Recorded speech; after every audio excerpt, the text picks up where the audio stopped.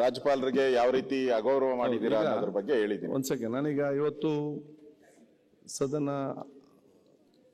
ತಾವು ಕೆಲವೆಲ್ಲ ಮಾತಾಡ್ಲಿಕ್ಕಿದ್ದಾರೆ.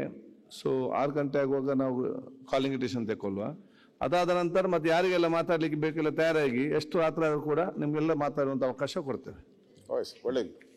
ಅಧ್ಯಕ್ಷರೇ, ಸನ್ಮಾನ್ಯ ಅಧ್ಯಕ್ಷರೇ. ಅಲ್ಲ ವಿರೋಧ ಪಕ್ಷ ನಾಯಕರೇ, ಅಣ್ಣ ಏನಿಲ್ಲ, ನೀವು ಮಾತಾಡೋ ಮುಂದೆ ಬೆಳಗ್ಗೆ ನೀನ್ ಹಾಕೋಣ ನನ್ನ ಗ್ರಹ ಗತಿಗೆ ಬತ್ತೀಯ? ನಾನೇ ನಿನ್ ಗ್ರಹ ಗತಿಗೆ ಮಾತಾಡುವಾಗ ಆ ಬಸವಣ್ಣವ್ರ ವಚನ ಕೋಟ್ ಮಾಡಿದ್ರೆ ಅದ್ರ ಸ್ವಲ್ಪ ಸವಿಸ್ತಾರವಾಗಿ ಬಿಡಿಸಿ ಹೇಳ್ಬೇಕಲ್ಲ. ಸಾಕು, ಈಗ ಅಷ್ಟೇ ಲೇಟ್ ಆಗಿದೆ, ಎಕ್ಸ್ಪ್ಲೇನ್ ಮಾಡಲು ಲೇಟ್ ಆಗ್ಬೋದು. ಮನೆ ಬಂದಾಗ ಹೇಳ್ತೀನಿ ಬಿಡು, ಮಾಡಿ ಅನ್ನೋದು ಹೇಳ್ಬೇಕಲ್ಲ. ನಾಳೆ ಬರ್ತೀನಲ್ಲ ಮನೆಗೆ, ಅವಾಗ ಹೇಳ್ತೀನಿ ಬಿಡು.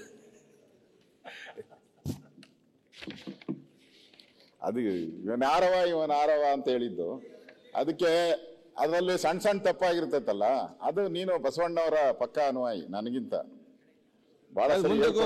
ರಾಜ್ಯಪಾಲರ ಬಗ್ಗೆ ಮಾತಾಡಿ, ಅವ್ರ ಬಗ್ಗೆ ಮಾತಾಡಬೇಡ. ಅಲ್ಲ, ನಾನು ರೆಡಿ ಇದ್ದೆ, ಅವ್ರು ಬಸವಣ್ಣವ್ರ ಕಡೆಯವರಿಂದ ನಮ್ಮ ಸ್ನೇಹಿತರು. ನ್ಯೂಸ್ ಫಸ್ಟ್, ನಿರ್ಭೀತಿಯಿಂದ ನಿಮ್ಮ ಪರವಾಗಿ.